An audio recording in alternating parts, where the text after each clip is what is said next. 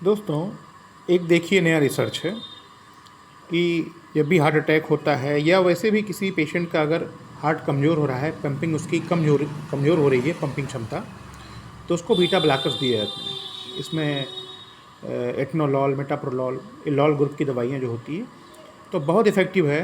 Heart कमज़ोर होता है, जब पंपिंग क्षमता कमज़ोर होती है, फेल्योर की स्थिति में दी जाती है। लेकिन होता क्या है ना कि अपने हिंदुस्तान में एक बार दवा शुरू हो गई तो फिर बस शुरू हो गई। लोग डॉक्टर से मिलते भी नहीं हैं और कभी कभी डॉक्टरों भी बस खाते रहो आराम है।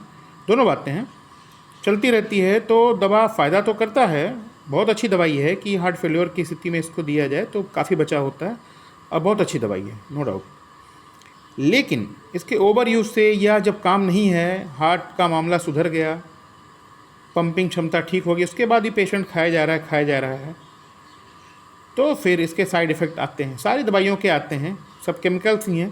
लेकिन फिर भी अगर डॉक्टर की सलाह से खाई जाए, डॉक्टर अच्छा हो तो खुद ही कम से कम डोज करते चले जाते हैं। मेरे घर में ही खूब सारे डॉक्टर हैं और मैं जानता हूँ अच्छे से। जितना एलोपैथी की लोग बुराई करते हैं, ऐसा कुछ नहीं है।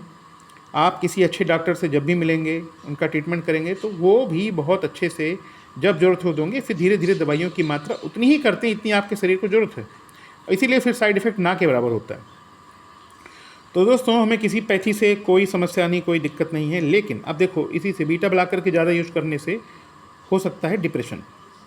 अब मरीज को तो मालूम नहीं है, खाया जा रहा है मेटाप्रोलॉल और एटनोलॉल, फिर डिप्रेशन के लक्षण आने लगे। डॉक्टर के पास गया, घर वाले ले गए, तो अब उसको भेजा साइकियाट्रिस्ट के पास। साइकियाट्रिस्ट ने उसकी दवाई शुरू कर दी।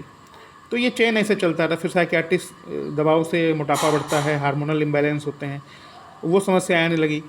फिर उसके लिए गए इम्यूनोलॉजिस्ट के पास और जो है हार्मोन थेरेपिस्ट के पास। तो फिर ऐसे ही ये चेन चलती रहती है। तो एंडलेस ये बिल्कुल डार्क वेब वाला जैसा है ना चेन, वैसा ही चलता रहता है। तो मेरा कहने का मतलब है कि आप कभी भी कोई समस्या हो तो हमेशा एक्सपर्ट की राय लें। अपने मन से कोई भी दवाई नहीं लें, किसी भी पैथी की हो।